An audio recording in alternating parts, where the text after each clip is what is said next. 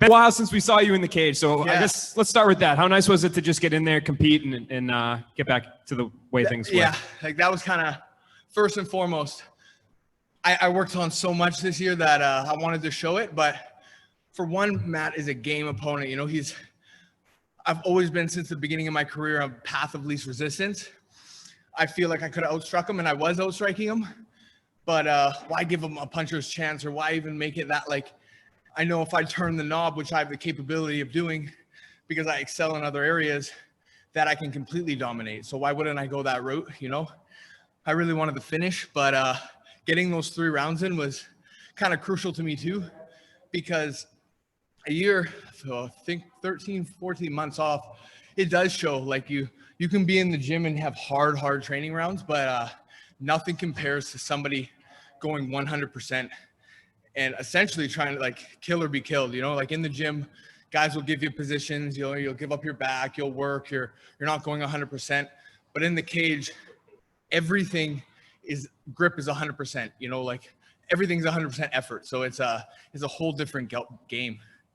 And when we spoke before the fight, you told me you really liked the matchup. And I mean, if you go back and watch, you told me you're an MMA nerd. So yeah. If you go back and watch Matt's couple of UFC fights, it seemed like that was a problem that he had, was when people would take him down, he wasn't able to get back up. So was that really the game plan coming in here? You felt like you really had a big advantage there?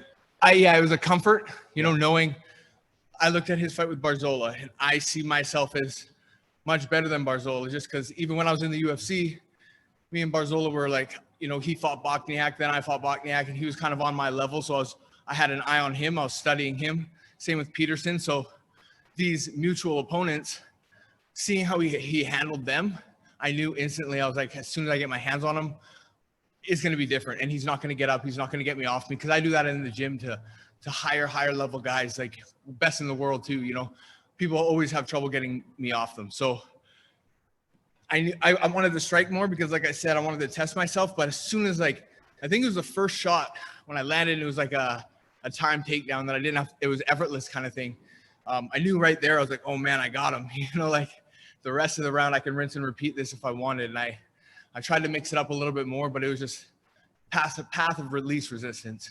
And, you know, that was, like you said, that was good matchmaking for your debut. But what do you think's next for you? I mean, they brought in a tough free agent to fight you. Yeah. Is there somebody on the roster now you're kind of looking for, or a level, a certain ranking or anything? Yeah, like I was going to not call anybody out, you know, because I'm a nerd though. Like I can name drop all day. You know, you got the Henry Corrales, the Adam Boricks, the Pedro Carvalho. I know he just lost, but like these guys that are just dropping out, Daniel Weichel, there's all these guys that were in the Grand Prix that are falling out. That is like, I match up with all of them. You know, it's fantastic. So I'm gonna let them do what they want. You know, I'm game for anybody. I think I match up well. I'm one of those guys that I can come in right away and be a threat, or I can build. You know, like they've got a lot of guys. Sorry, I'm climbing here. JJ Wilson, who just fought. You know, like I know he doesn't have that many fights, but another game opponent. You know, like they've got so many guys from every spectrum that I'll let them do their work. Ali, he's a kind of the god of my MMA career. He looks over everything. He'll take care of me. He'll figure out what's next. He'll call me. He'll tell me, and I'll be there. Thanks, man. Thank you. All right, we'll take a few more from our media joining us virtually tonight. Jay. Hey, thanks very much. Jeremy, congrats on the win. You just talked about names. I'm curious about timeframes, because when you go back to Canada, you've got a quarantine to go through, and I imagine being recently married, you want some time with the wife. But would you be up for a short turnaround, or is 2021 more realistic? 2021 is probably more realistic. I came down to Vegas, not leaving until I got a fight. You know, I've been training in hard training camps since September. So I'm so excited to go home and see my dogs. I haven't seen them in 3 months. Haven't seen my actual house. We just newly married for 3 weeks and I took off. So I'm really looking forward to going home. I'm looking forward to a 2-week quarantine, Christmas, decorating my house, you know, doing the whole thing. And I'll be itching to come back to Vegas come January. I guarantee it. So hopefully I'm looking for a February kind of thing.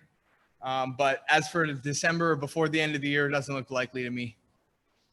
Fair enough. And you mentioned the Grand Prix there earlier, and you were in a featherweight tournament in your last promotion. Obviously, the timing here doesn't work out, but is that something you'd be down to do again in future? And who do you see winning Bellator's Grand Prix? Yeah, I like the tournament style. I like it in the sense of for a contender status too. You know, the $1 million is $1 million, but I really like how it kind of weeds out the pecking order. You know, as farther you go on, kind of separates you from the rest of the pack. And that's where, you know, DC and AJ are at right now.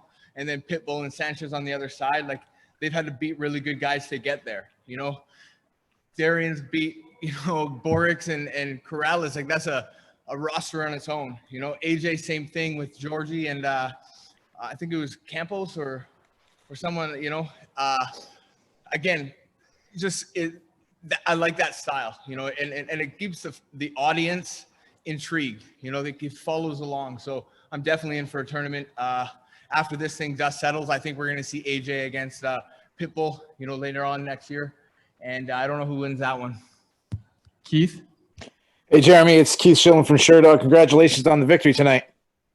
Thank you very much. So we were just talking about the Grand Prix. You know, we all love the Grand Prix because we got the best guys fighting each other.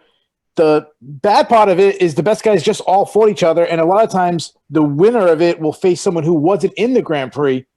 Is there any chance that you're thinking, hey, maybe I'll get the title shot? And if so, you know, do you feel like you match up great and that's something that you could win right away? Yeah, like I feel like it's great timing for me to come into Bellator. You know, the landscape, you know, me and Nolan were talking about this actually. The winner of this is going to already fought or be ahead of all these guys in the tournament. So I'm a new face. I'm a fresh face, someone that they haven't seen. And right away I can compete, you know, so give me a top guy beginning of next year, let the Grand Prix finish, and then we'll see what goes on there after that. So last question for you, Jeremy, from me. Yeah. If I asked you about any of the guys at Grand Prix, you said you're a nerd. You could break down all the skill sets. So how about you analyze yourself for a second? And obviously, you know that you need areas to grow. Where would you say that you would like to make the biggest improvements between now and your next fight? It's so hard because I go in there and I take guys down and I keep them there. So my striking, I mean, I wish you guys can see me in the gym in the sense of I strike. I can strike really well. I'm a nerd when it comes to the striking as well. You know, I've got combo books in my phone, and that I work with Coach Nixick. I have sequences and everything, and I'm comfortable on my feet. But it's so hard to not take somebody down when I get my hands on them and I can feel it. You know, it's like I'm not a collegiate style wrestler or a freestyle. I've never wrestled in high school or anything like that. I got that kind of Khabib style. You know, I love the cage. I love the clinch, the takedowns, and I love the mat returns and the ride time, you know, on the back. And people can't get me off them. I got a grip strength that I love, you know, and it's going to take somebody to be able to keep me off them for me to show my striking. And areas to improve, there's always areas to improve, but I think I've kind of laid the blueprint of what guys got to worry about moving forward. We have time for a couple more here. Santiago? Hi, Jeremy. Congratulations on an extremely dominant performance. Thank you. Your corner got some camera time during the broadcast, and on TV, we could see you react immediately when your coach told you something to do. How important is your corner for you during a fight? Very important. You know, it's comfortability. You know, a lot of it is some of the things he's saying, like you can have coaches that are too technical, you know, fade out to the whatever, you know, and the sequence is gone. You know, it's a live fight. But having somebody that I'm in the gym with, I've been with Eric Nixick, Coach Nixick, for day in, day out for, you know, 3 months. Sparring, he watches my rounds. We hit pads together. He watches my grappling rounds. So he just knows me. He knows what I need to hear. He knows what I love to do. He knows my style. So when he sees me doing things that aren't necessarily his specialty or anything like that, he just knows to remind me of certain things.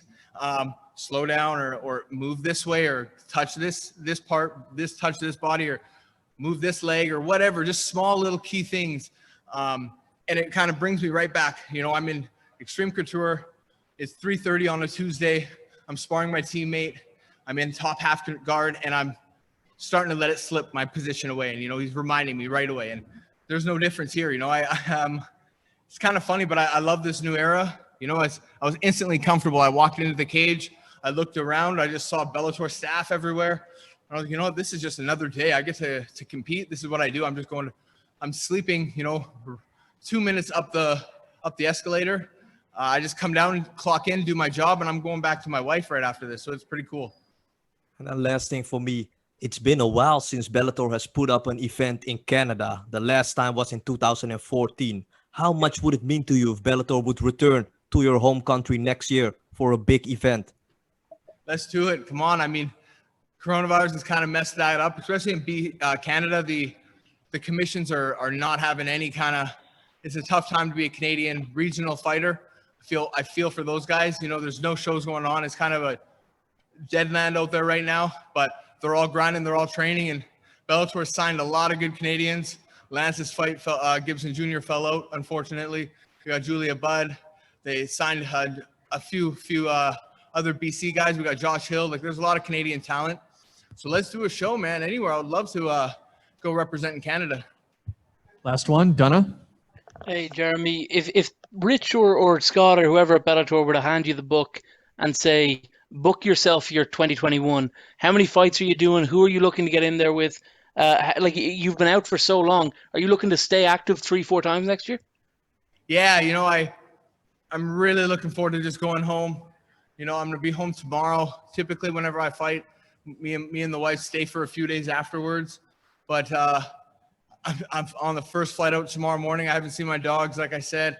I'm excited to go home, spend time with my family on Christmas, and then I would love to be able to fight, you know, mid-February, again in the summer, and again, you know, this time next year, September, October, and then even a December thing. You know, ideally 3 fights next year would be perfect. Last one from me. I wanted to ask a little bit about, you talked about your corner just there. You mentioned, I mean, they seemed almost pissed off with you towards the end, right? Because it seemed like they were so desperate for you to get that finish in the last 30 seconds. Talk to me about what was going on there. Yeah, it's frustrating. You know, he knows how badly I wanted to finish, and I almost had it. I know one time in the second round, he kind of crumbled a few times, but he's a gamer. You know, he's been finished how many times in 30-something fights. You know, and then in that third round, you know, my grip was kind of burning a bit. He was tucking his head, so I didn't want to hit the back of his head. The ref was on me on, you know, don't get crazy. Don't start, you know, spazzing out and hitting the back of the head. And that's the last thing I want to do is get a foul, you know, 30 seconds left. So I was really trying to pick my shots. He was really, really warning me about touching the ear. I was landing those elbows. I mean, it was close to getting stopped a few times, but I said in a lot of interviews leading up, a TKO, a submission, a 30-26 domination. I'll be happy with anything. And 2 of those judges had it 30-26, so I can't complain. All right. Thanks for the time, Jeremy. Congrats on the win. Thank you, guys.